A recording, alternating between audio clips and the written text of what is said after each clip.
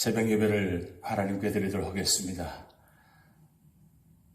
다 같이 사도신경으로 우리 신앙 고백 드립니다.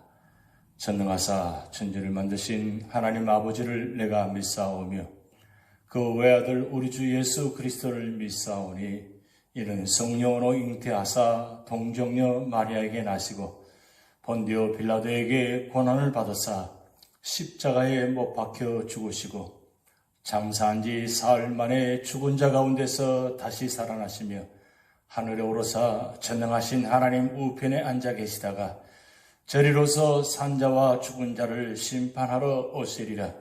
성령을 믿사오며 거룩한 공회와 성도가 서로 교통하는 것과 죄를 사하여 주시는 것과 몸이 다시 사는 것과 영원히 사는 것을 믿사옵나이다. 아멘. 찬송가 301장 지금까지 지내온 것 주의 크신 은혜라 함께 찬양 드리시겠습니다.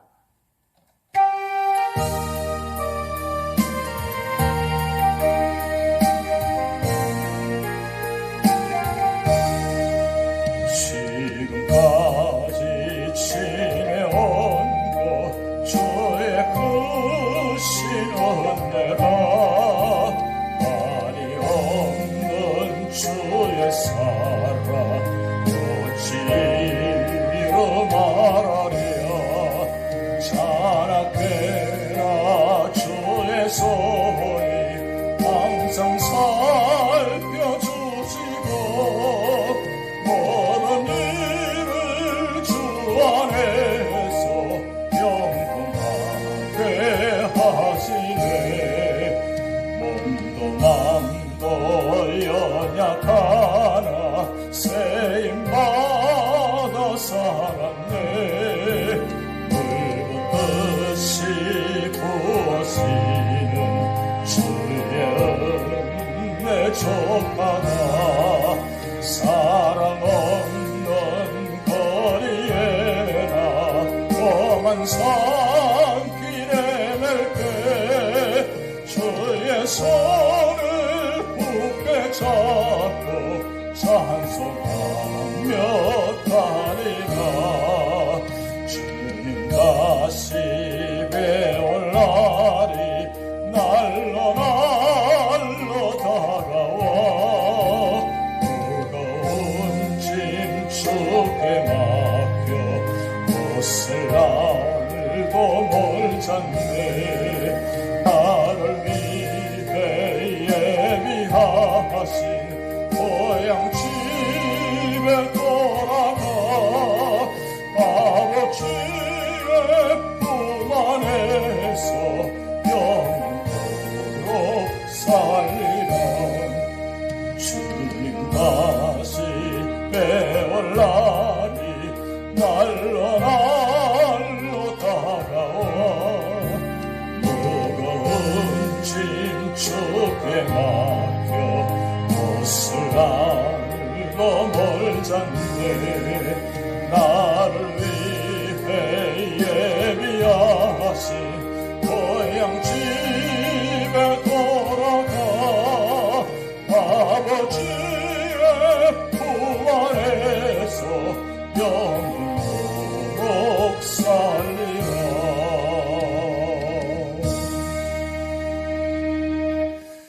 오늘 우리에게 주신 하나님 말씀은 창세기 11장 1절에서 32절 말씀입니다. 온 땅에 언어가 하나요 말이 하나였더라. 이에 그들이 동방으로 옮기다가 시날 평지를 만나 거기 거류하며 서로 말하되 자 벽돌을 만들어 견고히 굽자 하고 이에 벽돌로 돌을 대신하며 육청으로 진흙을 대신하고 또 말하되 자 성읍과 탑을 건설하여 그 탑 꼭대기를 하늘에 닿게 하여 우리 이름을 내고 온 지면에 흩어짐을 면하자 하였더니 여호와께서 사람들이 건설하는 그 성읍과 탑을 보려고 내려오셨더라. 여호와께서 이르시되 이 무리가 한 족속이요 언어도 하나이므로 이같이 시작하였으니 이후로는 그 그 하고자 하는 일을 막을 수 없으리로다. 자, 우리가 내려가서 거기서 그들의 언어를 혼잡하게 하여 그들이 서로 알아듣지 못하게 하자 하시고, 여호와께서 거기서 그들을 온 지면에 흩으셨으므로 그들이 그 도시를 건설하기를 그쳤더라. 그러므로 그 이름을 바벨이라 하니 이는 여호와께서 거기서 온 땅의 언어를 혼잡하게 하셨음이니라. 여호와께서 거기서 그들을 온 지면에 흩으셨더라. 셈의 족보는 이러하니라. 셈은 100세 곧 홍수 후 2년에 아르박삿을 낳았고, 아르박삿을 낳은 후에 500년을 지내며 자녀를 낳았으며, 아르박삿은 35세에 셀라를 낳았고, 셀라를 낳은 후에 403년을 지내며 자녀를 낳았으며, 셀라는 30세에 에벨을 낳았고, 에벨을 낳은 후에 403년을 지내며 자녀를 낳았으며, 에벨은 34세에 벨렉을 낳았고, 벨렉을 낳은 후에 430년을 지내며 자녀를 낳았으며, 벨렉은 30세에 러우를 낳았고, 러우를 낳은 후에 209년을 지내며 자녀를 낳았으며, 러우는 32세에 스룩을 낳았고, 스룩을 낳은 후에 207년을 지내며 자녀를 낳았으며, 스룩은 30세에 나홀을 낳았고, 나홀을 낳은 후에 200년을 지내며 자녀를 낳았으며, 나홀은 29세에 데라를 낳았고, 데라를 낳은 후에 119년을 지내며 자녀를 낳았으며, 데라는 70세에 아브람과 나홀과 하란을 낳았더라. 데라의 족보는 이러하니라. 데라는 아브람과 나홀과 하란을 낳고, 하란은 롯을 낳았으며, 하란은 그 아비 데라보다 먼저 고향 갈대아인의 우르에서 죽었더라. 아브람과 나홀이 장가 들었으니 아브람의 아내의 이름은 사레며 나홀의 아내의 이름은 밀가니, 하란의 딸이요 하란은 밀가의 아버지이며 또 이스가의 아버지더라. 사레는 임신하지 못함으로 자식이 없었더라. 데라가 그 아들 아브람과 하란의 아들인 그의 손자 롯과 그의 며느리 아브람의 아내 사레를 데리고 갈대아인의 우르를 떠나 가나안 땅으로 가고자 하더니 하란에 이르러 거기 거류하였으며, 데라는 나이가 205세가 되어 하란에서 죽었더라. 아멘. 오늘 창세기 11장은 하나님의 천지창조와 이에 이어지는 인류의 원역사와 관련하여 하나님의 창조, 인간의 타락, 노아의 대홍수, 민족들의 기원과 분산 사건을 다루는 창세기 전반부인 제1장에서 11장까지의 일련의 기사의 종결 부분입니다. 따라서 11장을 마지막으로 창세기 1장부터 계속되었던 아담으로부터 시작된 인류 초기의 장권 역사는 막을 내립니다. 그리고 동시에 하나님이 당신의 구속사 전개를 위한 도구로 사용하시는 이스라엘 민족의 출현을 예고하는 아브라함이 등장합니다. 그런 의미에서 본장은 전 역사 시대와 역사 시대를 잇는 가교의 역할을 한다고 볼 수 있습니다. 이러한 전체적인 문맥하에서 오늘 11장은 다시 다음과 같은 세부 단락으로 구분될 수 있습니다. 먼저 전반부 1절에서 9절은 인간이 하나님으로부터 벗어나기 위해 쌓았을 그 유명한 바벨탑 건축 기사와 이에 대한 하나님의 징벌로 그때까지 통일되어 있었던 언어가 혼잡게 되어 인류가 온 지면으로 흩어진 사건이 기록되어 있습니다. 그리고 중반부 10절에서 26절은 노아의 아들 가운데 하나님 여호와를 찬송할 것이라는 축복이 주어진 셈의 후손들의 족분을 밝힘으로써 그들 가운데서 구속사를 이끌어 나갈 인물이 나올 것임을 암시하고 있습니다. 그리고 마지막 후반부 27절에서 32절은 여기서 한 걸음 더 나아가 하나님의 택함받은 바 이스라엘 민족의 조상이 될 아브라함의 가계를 조금 더 소상히 밝히고 있습니다.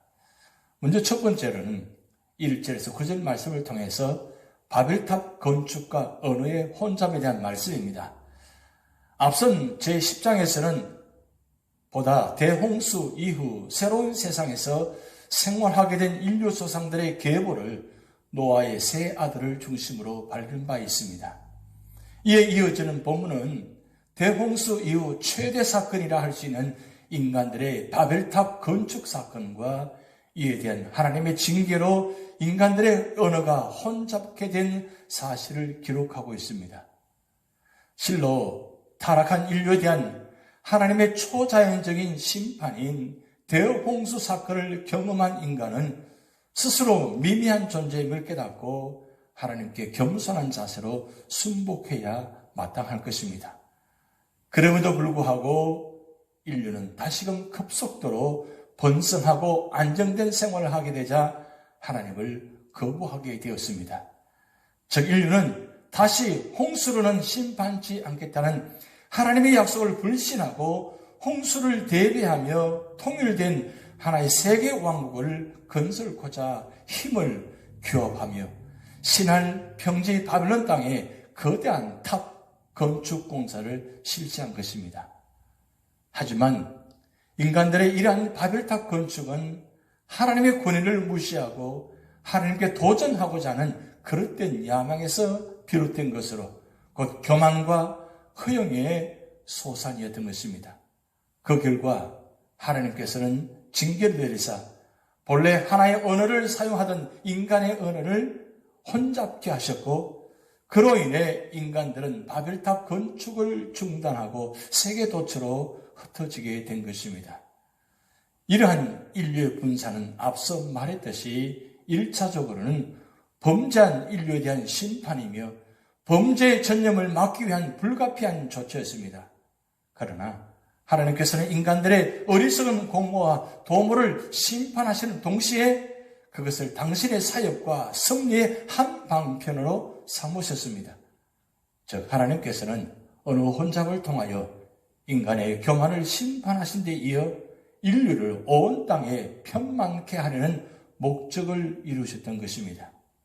한편 이러한 언어의 혼잡은 장차 인류를 죄에서 구원하시기 위해 이 땅에 오신 그리스도의 성천 이후 오순절 성령 강림 때 예수 그리스도의 12 사도들과 제자들이 각종 방언으로 하나님을 찬양한 사건을 통해 새로운 극복의 가능성을 보여주었습니다.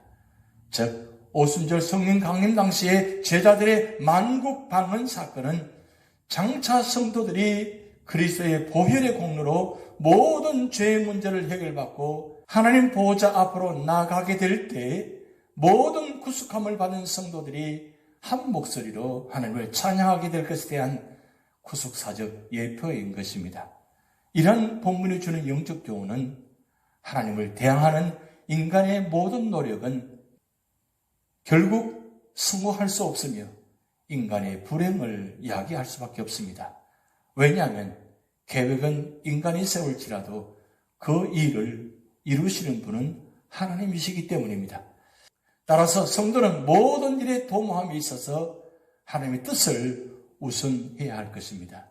그리고 과거 인류가 번성하였을 때 사람의 모든 계획이 악하였고 그 때문에 인류가 홍수의 대심판을 받았음에도 불구하고 바벨탑 사건 당시의 사람들이 그 모든 사실을 망각하고 다시금 하나님의 뜻을 거스리는 삶을 살았던 사실에서 죄악된 본성을 지닌 인간의 완악함과 어리석음을 발견하게 됩니다.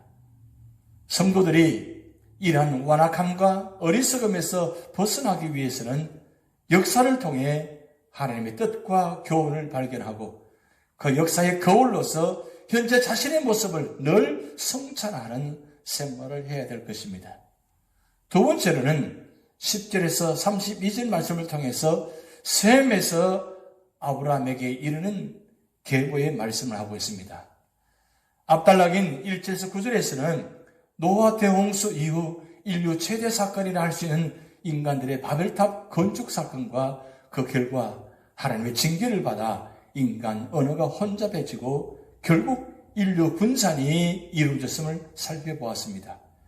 이에 이어지는 본 단락은 인류 분산 이후 하나님의 구속사의 주역으로 등장하게 되는 셈의 후손들, 그 가운데 특별히 선민 이스라엘의 조상이 되는 아브라함 가정의 내력에 대해서 다루고 있습니다. 실로 본서 제11장까지의 역사가 전 인류의 역사를 한다면 제12장부터는 택한 자인 아브라함으로부터 이어지는 히브리인의 역사인 바 본문이 바로 그 접촉적 역할을 하는 것입니다. 본문을 좀 더 구체적으로 살펴보면 다음과 같습니다. 먼저 10절에서 26절은 구속사의 주역인 셈으로부터 시작하여 아브라함의 아비 데라까지 이어지는 계보입니다. 이 부분은 선민 계보의 특징을 쫓아 이름, 후계자를 낳은 나이, 이후의 여생 순으로 기록되었습니다. 즉, 이 부분은 구속사의 흐름이 아담의 아들 셋으로부터 시작하여 홍수시대의 노아를 거쳐 마침내 아브라함의 가정까지 이르게 됨을 보여주는 족보로서 단순한 인명의 나열이 아니라 역사의 흐름과 더불어 도도히 진행되어 가고 있는 구속사의 설계 도면이며 하나님 나라의 건축자들의 명단인 것입니다. 그리고 이어지는 27절에서 32절은 믿음의 조상이요 선민의 뿌리라 할 수 있는 아브라함의 등장 배경을 다루고 있습니다. 하나님께서는 여자의 후손 곧 메시아이신 그리스도로 말미암은 인류의 구속과 하나님 나라의 건설을 위해 먼저 인류 중에서 셈의 후예들을 구분하셨고 이어 셈의 후예들 중 데라의 가정을 다시금 구별하사 마침내 데라의 가정 중에서 아브라함을 선택하셨던 것입니다. 이처럼 아브라함을 특정하신 하나님의 목적은 먼저 그를 통해 선민 이스라엘을 형성하신 후 이스라엘을 통해 세계 만방에 하나님의 뜻을 전파하기 위함입니다. 따라서 이후 아브라함과 더불어 전개되는 성경 역사는 뚜렷한 구속사적 목적 하에서 전개되는 하나님의 구속사역으로서 곧 인류 구원을 향한 은총과 복음의 역사인 것입니다. 우리는 이러한 본단락을 통해 다음과 같은 영적 교훈을 얻을 수 있습니다. 역사의 주관자이신 하나님께서는 인류 역사 전체를 주관하시되 특별히 택한 백성을 들어 당신의 구속사를 이루어 가십니다. 따라서 성도는 구속사를 당신의 기쁘신 뜻대로 이끄시는 하나님의 섭리를 믿으며 죄로 혼탁한 세상 가운데서도 하나님의 뜻대로 살아가야 하는 것입니다. 또한 구속사는 하루아침에 결실하는 것이 아니라 장구한 역사를 거치면서 서서히 이루어져 가는 것입니다. 셈으로부터 아브라함에 이르기까지 또한 아브라함부터 구속사의 결정인 그리스도께서 출현하기까지 많은 세월이 흘렀습니다. 그리고 그리스도께서 재림하셔서 구속사가 종결되는 시점이 언제인지 확실히 알 수 없는 것입니다. 그러나 구속사는 한치의 어긋남도 없이 하나님의 뜻대로 이루어졌는 바 그리스도의 재림도 반드시 이루어질 것입니다. 따라서 성도는 그날이 이르기까지 소망을 갖고 고난 가운데서도 인내하여야 할 것입니다. 이러한 본장의 핵심 내용을 구속사적으로 요약하면 다음과 같습니다. 먼저 바벨탑 축조 사건을 통하여 우리는 인간의 죄성이 얼마나 뿌리 깊으며 심각한지를 알 수 있습니다. 대홍수 심판 사건을 겪은 지 얼마 되지 않아 인간은 다시 하나님을 정면으로 대적하는 죄악을 범한 것입니다. 실로 창조주 하나님으로부터 지원받은 피조물인 인간의 모든 문제는 하나님의 역사하심에 의해 근원적으로 해결될 것입니다. 그럼에도 사단은 인간의 마음을 격동시켜 역사의 중환자이신 하나님을 배제하고 스스로 힘으로 모든 문제를 해결하려는 사악한 마음을 갖게 합니다. 인류 역사 가운데 일어난 모든 비극은 이로부터 시작되는 것입니다.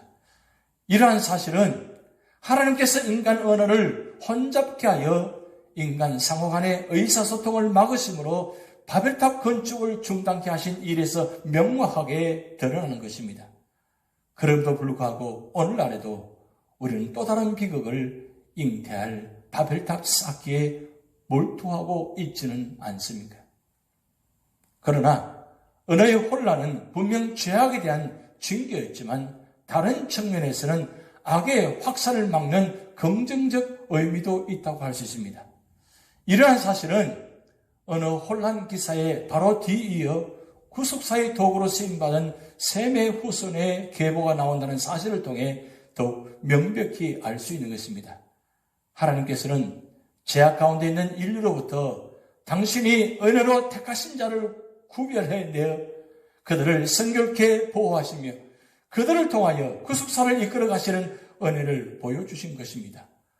즉 죄악으로 인하여 발생한 혼동과 파괴를 종식시킬 메시아를 이 땅에 오게 하실 통로로서 선택받은 셈의 가문을 죄악으로 오염된 자들로부터 분리하여 소개하는 바, 드디어 이 족보는 구약 구속사의 주역으로 부름받은 선민 이스라엘의 조상 아브라함까지 이르게 되는 것입니다. 또한 아브라함의 등장은 이어지는 제12장 이후의 역사가 지금까지 계속되어 왔던 인류사와는 구별되는 선민사가 될 것임을 암시하는 의미도 지니고 있습니다. 한편 우리는 본장을 통하여 인간이 경험하고 목격하는 역사의 저편에 온 세상을 창조하신 하나님이 계시며 그 하나님께서 당신의 기쁘신 뜻에 따라 인류 역사를 주관하여 오심을 너무나도 분명히 알 수 있습니다. 따라서 하나님의 구속의 역사는 인간의 타락과 범죄와는 상관없이 단 한 번의 단절도 없이 계속되고 있는 것입니다.